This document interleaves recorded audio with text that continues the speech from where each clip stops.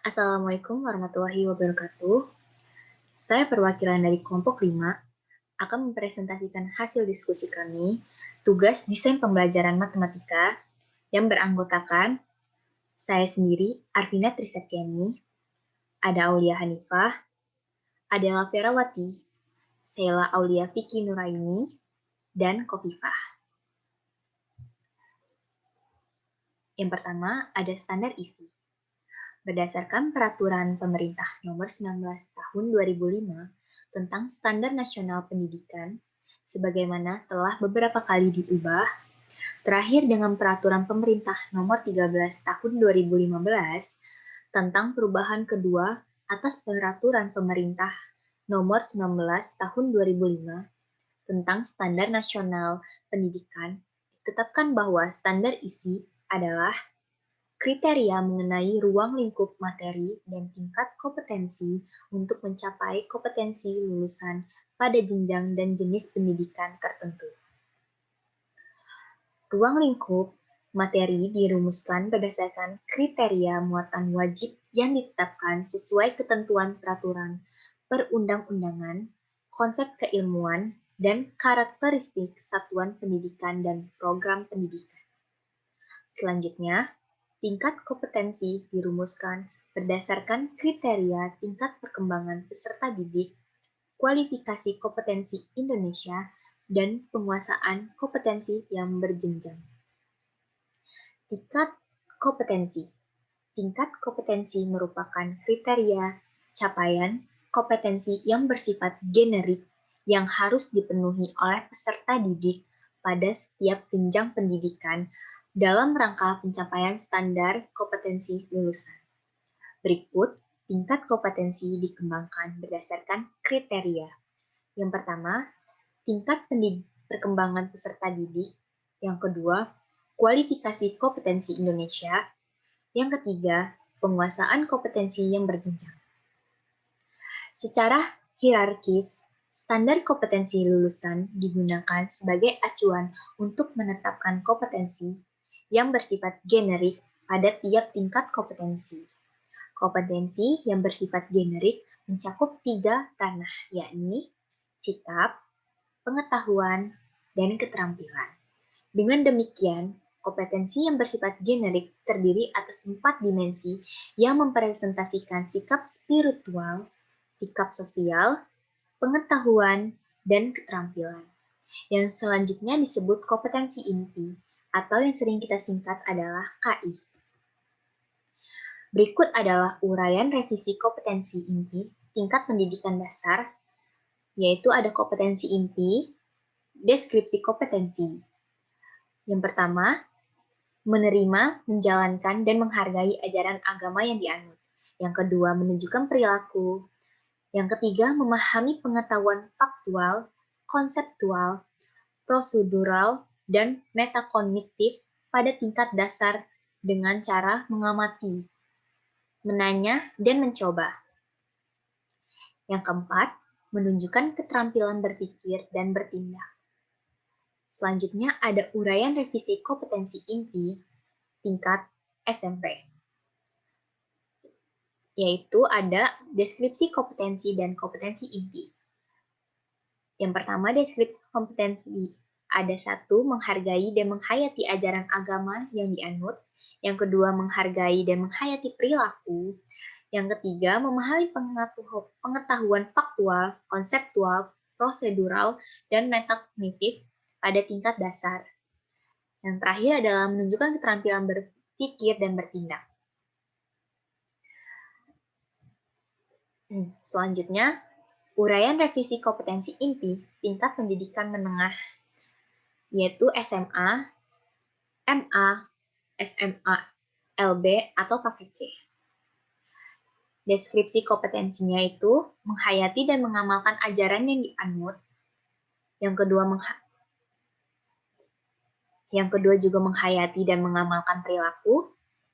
Yang ketiga memahami, menerapkan, menganalisis, dan mengevaluasi pengetahuan faktual, konseptual, prosedural, dan metakognitif pada tingkat teknik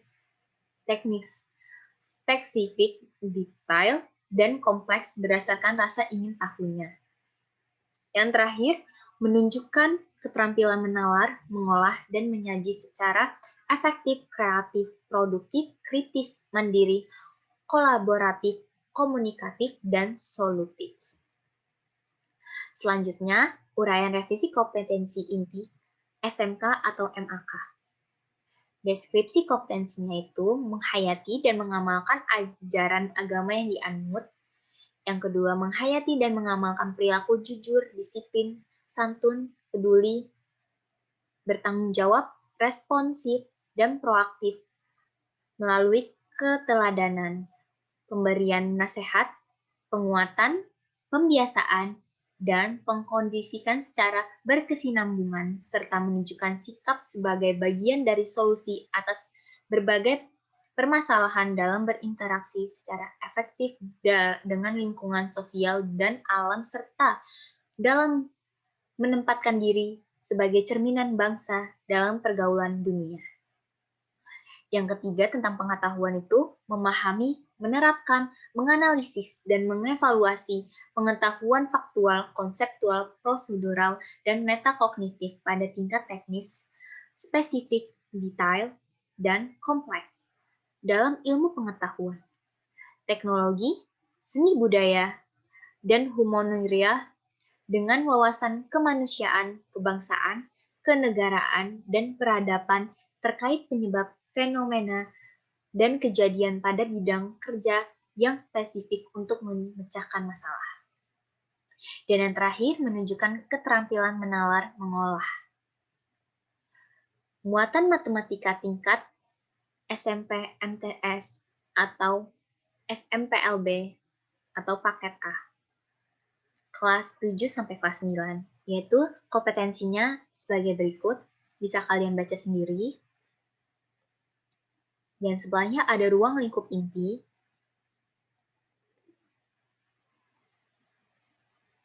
Selanjutnya, muatan matematika tingkat SMP yang paket B-nya. Bisa kalian baca sendiri kompetensi dan ruang lingkup intinya.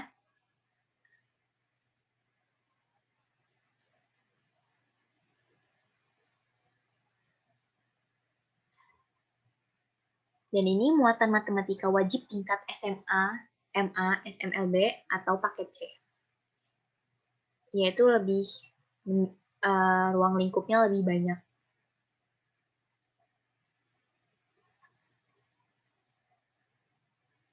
Oke, lanjut.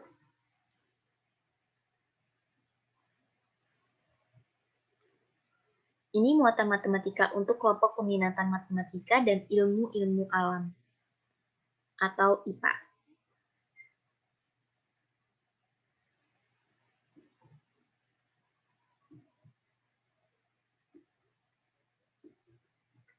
Selanjutnya, ada pemetaan KI atau KD. Pemetaan KI atau KD, kelas 7 SMP atau MTS. Yaitu KI itu kompetensi inti, dan KD adalah kompetensi dasar. Kompetensi inti 3 pengetahuan, dan kompetensi 4 keterampilan. Yaitu KD-nya bisa kalian baca sendiri, dan KI-nya juga bisa kalian baca sendiri.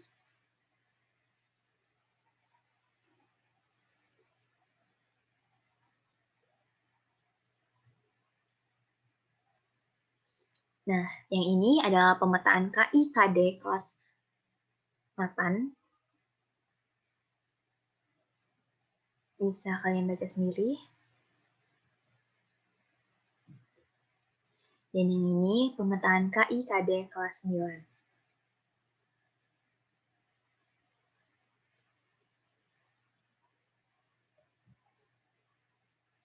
Yang ini adalah pemetaan KI KD kelas 10 SMA, MA, SMK, dan atau MAK.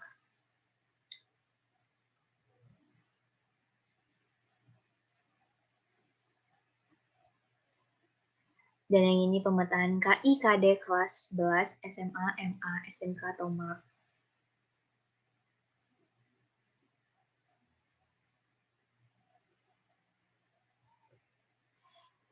Yang ini adalah pemetaan KI KD kelas 12 SMA, MA, atau SMK atau MAK.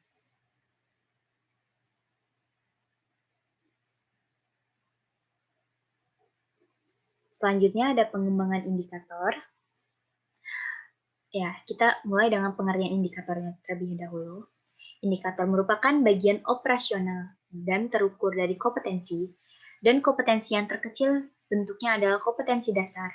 Indikator itu dikembangkan dan diuraikan dari kompetensi dasar dengan menggunakan kata kerja operasional atau yang kita sering singkat KKO. Jadi, karena itu, kata kerja yang digunakan harus kata kerja operasional dan cakupan materinya lebih terfokus dan lebih sempit dari kompetensi dasar. Jadi, indikator ini lebih sempit materinya dibanding kompetensi dasar atau lebih kayak diperdalam. Selanjutnya ada merumuskan indikator pencapaian kompetensi atau IPK. Trianto 2009-2004 menyatakan bahwa indikator pencapaian kompetensi atau IPK adalah cerminan pencapaian KD yang harus dikuasai peserta didik setelah mereka melaksanakan kegiatan pembelajaran. Untuk menyusun IPK, perlu diperhatikan beberapa hal antara lain. Yang pertama, secara spesifik dapat dijadikan ukuran untuk mengetahui ketercapaian hasil belajar. Yang kedua, perlu memperhatikan tingkat perilaku berpikir yang menjadi tuntutan KD. Nah, ini yang pertama, secara spesifik dapat dijadikan ukuran untuk mengetahui ketercapaian hasil belajar. Untuk itu diperlukan IPK harus memenuhi kriteria. Apa aja kriterianya? Kriterianya itu ada 9 kriteria, yaitu yang pertama, sesuai tingkat perkembangan berpikir peserta didik. 2, berkaitan dengan standar kompetensi dan kompetensi dasar. Yang ketiga, memperhatikan aspek manfaat dalam kehidupan sehari-hari. Yang keempat, menunjukkan pencapaian hasil belajar peserta didik secara utuh. Yang kelima, memperhatikan sumber-sumber belajar yang relevan. Yang keenam, dapat diukur atau dapat dikuantifikasi. Yang ketujuh, memperhatikan ketercapaian standar lulusan secara nasional. Yang ke-8 berisi kata kerja operasional. Dan yang terakhir, tidak mengandung pengertian ganda atau ambigu. Yang kedua, ada menganalisis, menyeleksi, mengedit, menyimpulkan. Atau pada tingkat berpikir lebih tinggi itu menyintesis atau evaluasi. Sehingga cerminan ketercapaian KD itu dapat terpenuhi. Oke, contoh pengembangan IPK. Nah, ini ada kelas 11 semester 2 SMA atau MA, mata pelajaran matematika wajib, KD 3.11, menganalisis sifat-sifat transformasi geometri, yaitu translasi, refleksi, garis, dilatasi, dan rotasi. Dengan pendekatan koordinat dan menerapkan dalam menyelesaikan masalah. Nah, berikut adalah indikator pencapaiannya. Nah, fungsi indikator itu, yang pertama adalah pedoman dalam mengembangkan materi pembelajaran. Yang kedua, pedoman dalam mendesain kegiatan pembelajaran. Dan ketiga, ada pedoman dalam mengembangkan bahan ajar. Yang keempat, pedoman dalam merancang dan melaksanakan penilaian hasil belajar. Oke, lanjut. Penggunaan teori Benjamin S. Bloom dalam penyusunan indikator. Pada dasarnya, pengembangan kompetensi menganut pembagian hasil belajar menurut teori Bloom yang dikembangkan dengan mendasarkan pada 3 ranah atau domain, yaitu aspek yang termasuk dalam ranah kognitif, afektif, dan psikomotor. Pengembangan indikator pada perencanaan pelaksanaan pembelajaran. Pengembangan indikator pada RPP haruslah sesuai dengan tingkatan taksonomi Bloom, sehingga indikator yang dirumuskan dalam rencana pelaksanaan pembelajaran atau yang disebut RPP tidak hanya mencakup pada satu ranah, tetapi harus mencakup pada ketiga ranah menurut tingkat taksonomi Bloom, yaitu yang pertama ada ranah kognitif, dan yang kedua ada ranah afektif, Dan yang terakhir ada ranah psikomotor. Nah, materi selanjutnya adalah penyusunan silabus. Sebelum kita menyusun silabus, kita harus tahu dulu apa itu silabus. Berdasarkan Peraturan Pemerintah Nomor 22 Tahun 2016, silabus merupakan acuan penyusunan kerangka pembelajaran untuk setiap bahan kajian mata pelajaran. Menurut Kurikulum 2013 Standar ISI, silabus dikembangkan sebagai rancangan belajar untuk satu tema. Dalam silabus tercantum seluruh KD untuk tema atau mata pelajaran di kelas tersebut. Nah, silabus paling sedikit memuat 9 isi, yaitu pertama identitas mata pelajaran, yang kedua identitas sekolah, ketiga kompetensi inti, keempat kompetensi dasar, yang kelima materi pokok, dan yang keenam pembelajaran, 7 penilaian, 8 alokasi waktu, dan yang ke-9 ada sumber belajar. Ini paling sedikit silabus harus berpedoman pada 9 ini. Ini minimal ya. Selanjutnya ada prinsip-prinsip pengembangan silabus. Oleh Darmadi, menyatakan bahwa prinsip-prinsip pengembangan silabus dilakukan sebagai berikut. Yang pertama ilmiah, kedua relevan, yang ketiga sistematis, 4 konsisten, yang kelima memadai, 6 aktual, dan konseptual, 7 fleksibel, 8 menyeluruh. Selanjutnya, langkah-langkah pengembangan silabus. Oleh Darmadi menyatakan bahwa langkah-langkah pengembangan silabus yaitu yang pertama, mengkaji kompetensi inti dan kompetensi dasar. Yang kedua, merumuskan indikator pencapaian kompetensi atau IPK. Yang ketiga, mengidentifikasi materi pembelajaran. Yang keempat, mengurutkan penyajian uraian materi pembelajaran. Yang kelima, mengembangkan kegiatan pembelajaran. Keenam, penentuan jenis penilaian. Yang ketujuh, menentukan alokasi waktu. Dan yang terakhir adalah menentukan sumber belajar. Oke, sekian materi yang bisa saya presentasikan pada kesempatan kali ini. Apabila saya ada kata-kata yang kurang berkenan, saya minta maaf. Kepada Allah saya mohon ampun. Saya akhiri. Wassalamualaikum warahmatullahi wabarakatuh.